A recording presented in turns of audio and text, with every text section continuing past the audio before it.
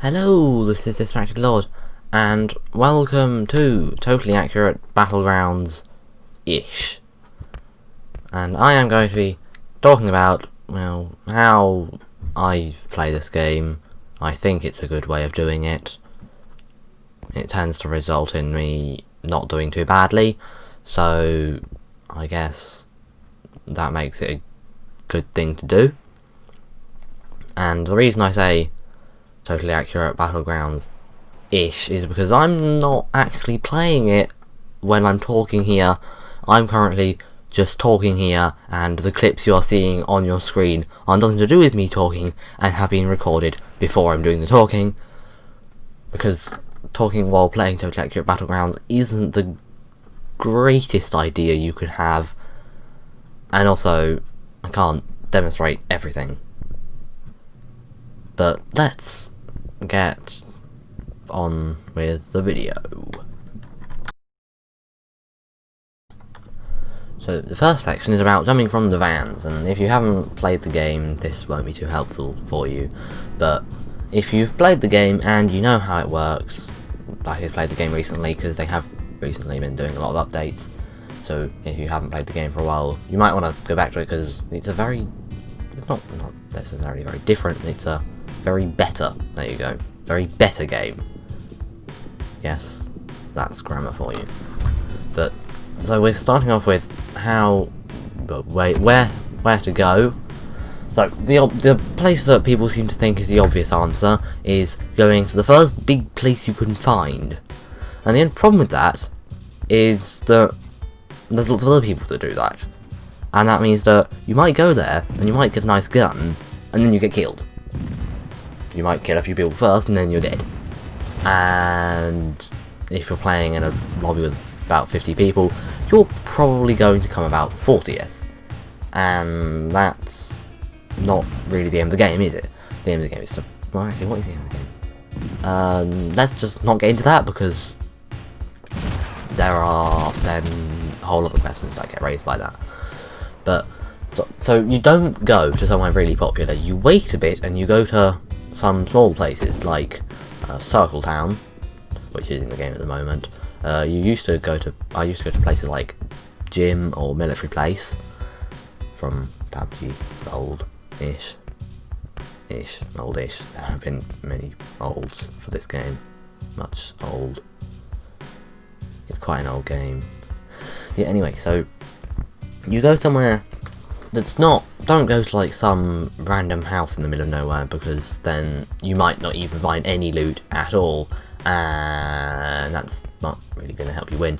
So you go to some medium-sized place, medium small, that sort of thing, and then you go through everything you can find. You loot the whole place, and you pick up the best weapons. Generally, you want different types of weapons. I will cover that bit a bit later, but also make sure you pick up blessings and grenades and ammo. Always take the ammo, even if you're not taking the gun next to it. Take the ammo, because you can never have too much ammo. You can run out of ammo, but you can't have too much. You're not slowed down by carrying too much ammo. TABG devs, if you're listening, which you're not, but if you're, don't make people slower by carrying ammo. That would be horrible. Please don't do that. I really don't want that. But yep, at the moment, there's no bad thing about carrying a load of ammo, so take all the ammo you can. Also, take all the blessings you can, even if you're not going to equip them. Make sure you're just carrying them in case you need them. And also so that other people can't have them. And make sure you always take bandages, stuff like that. And then you are prepared. Make sure your guns are loaded and add all the bits you've got on them. And like if you've got a sniper gun, a single shot, high powered, long barrel gun, then put a good scope on it. Perhaps don't put a laser sight on it, put a heavy barrel on it. Then if you have like a shotgun or something, you might want a double barrel or some sort of laser sight. If you have a fully automatic gun, then put a laser sight on it if you have one. Put on like a fast barrel. I would say don't put like a double barrel or a fire rate barrel on a machine gun, because you will burn through the ammo really quickly. You want sort of those, like the things that increase your fire rate. Maybe you might want to put on some sort of burst gun, maybe. Yeah, burst is a bit weird, but you don't want to burn through your ammo quickly, which is something that fully automatic guns can frequently do, and probably frequently will do. So just be careful of your ammo, make sure you don't run out. And then vehicles. You have cars.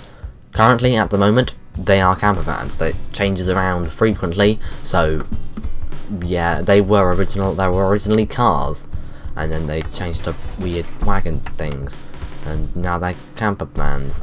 Camper vans at the moment are very useful because they're kind of like a portable barn.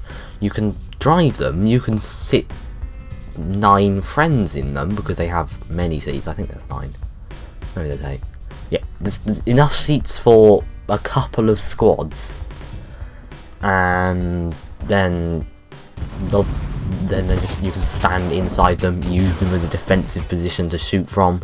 Unfortunately, you can blow them up, but they are a useful movable defense thing. So make sure you take one. Also, yes, they make noise, but they tend to go so fast that you don't have to worry about people noticing you, because generally you notice a camper van anyway. Massive white things driving along down the roads, or off the roads, if that's how you prefer to do it.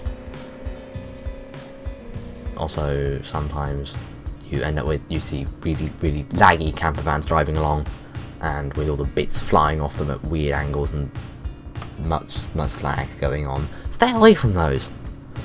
And if you see a camper van driving past, just generally ignore it. Unless you really want a camper van, in which case you might try and nick it. Also, if there's a camper van driving past, don't just get in it. That's a very bad idea, because then you can't get out until the driver stops. And if you do get out before that, you're dead. You get run over.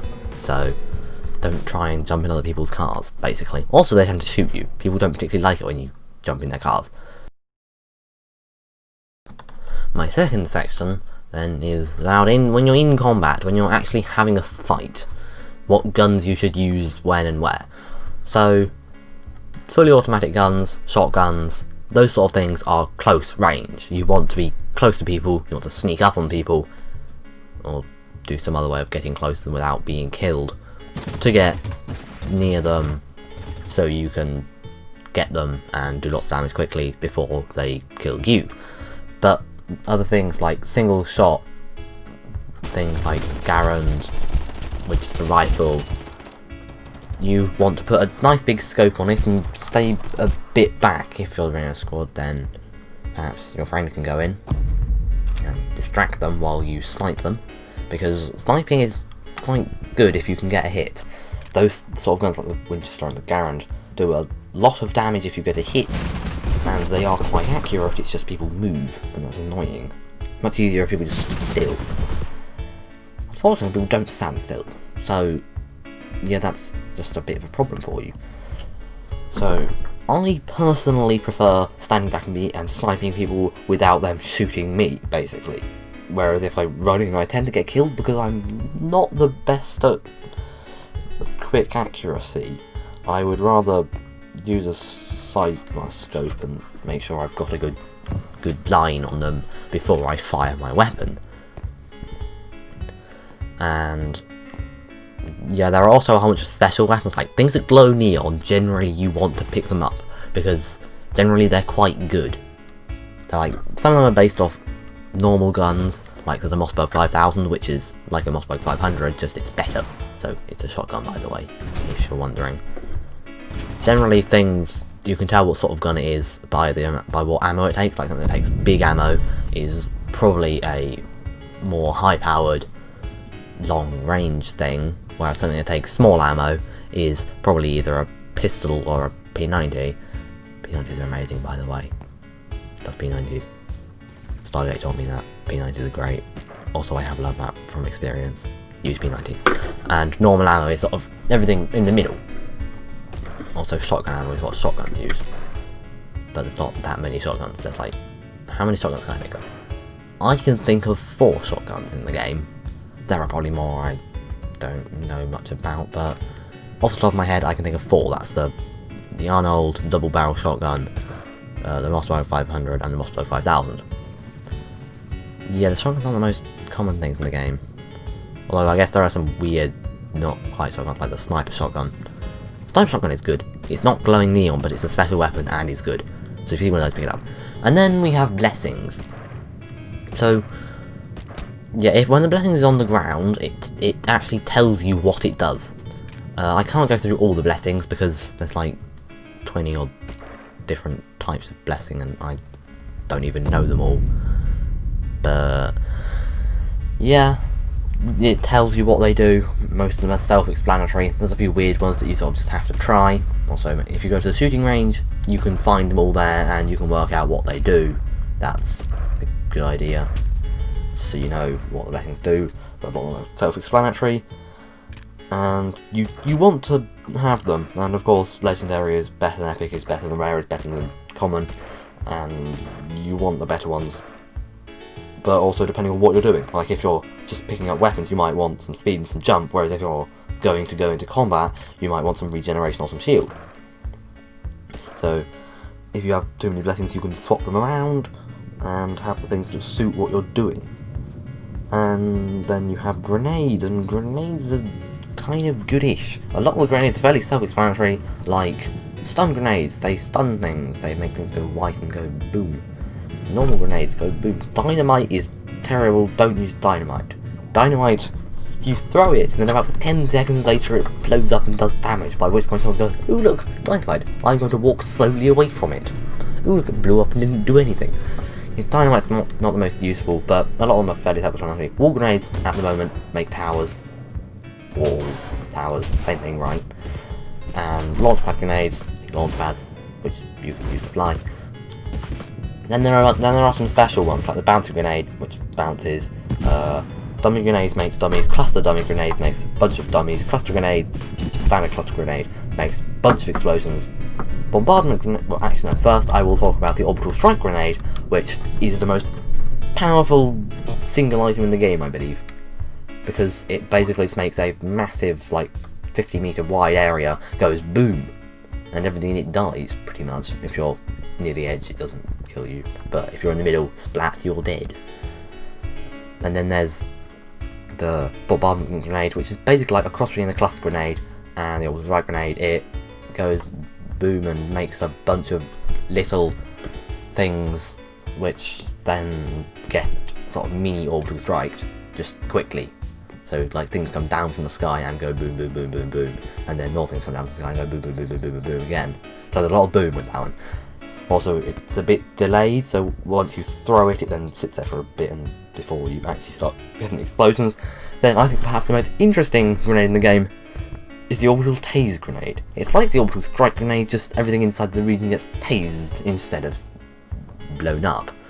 It does do some damage, and it tases things, so you drop your gun and you lie on the floor twitching for a bit, which is very interesting and very funny as long as you, like with the orbital strike grenade, you lob it and run away, because the area that it affects is quite big, so run, basically, is what you do with those kind of grenades. Grenades are useful if you remember to use them, which I must say I'm not great at doing. There is a relatively new feature, which probably will stay in the game. They might get rid of it or change some stuff about it. But basically now, when you die, you don't actually permanently die. You go into this challenge thing, and you have to dodge things. If you get past the first level, you come back to life with a curse. If you complete the second level, you come back to life normally. If you complete the third level, you come back to life with a blessing, which at the moment doesn't actually work. You just come back to life normally. But that's a little thing that means that if you fail the first one, you just die permanently. But it gives you a chance to come back and try again. I generally say don't go to where you just died because the person who killed you is probably still there, and you'll come back with nothing and be killed again. Yeah, that's a piece of advice right there. But if you complete the challenge, you can then come back. Same rules sort of apply as where to go when you're jumping from the vans. You don't go somewhere too popular, but make sure where you're going is inside the circle, because you don't want to go, let's go here, oh, now I'm dead. But yeah, that's fairly simple. The challenge, you can use the mouse to sort of point in the direction that you want to go. But I would say a better way of doing it is using the A and D keys to sort of strafe. That's sort of the greatest way of moving side to side, using A and D. You can then quickly get in between things and dodge as much stuff as you can. That bit's not the most complicated thing in the game, but it's an interesting addition that I personally quite like. I think it's a nice feature that sort of helps make sure there are people at the end. Well, because when you die, you then get to come back a bit later on, because it takes you a minute or two to, well, no, it takes you less than a minute to complete the challenge, and then you come back, which takes a bit longer. And so it means that people who die at the start can then come back, so going to a popular place isn't as bad as it used to be. But if you die in the first 30 seconds of the game starting, then you have to use up your one chance at redemption, I guess, and then if you die again, you are dead for good. Whereas if you go to a less popular place, you survive to the same place in the game as you would have done, and you still your chance left. So it's a nice thing to have in the game. I like it. I think it's useful and nice, and it also helps with doing squads that when someone dies they're not dead. But also in squads you can use alters, which I need to talk about, don't I? I'm just going to talk about them now because I have not got it in my plan to talk about them anywhere, and I just thought they exist. So they have two options. There's bring my friend back and cleanse me, and the cleanse me gets rid of any curse you may have. It costs souls, by the way. You get souls by killing people. And bring my friend back brings back any member of your team who has been permanently killed.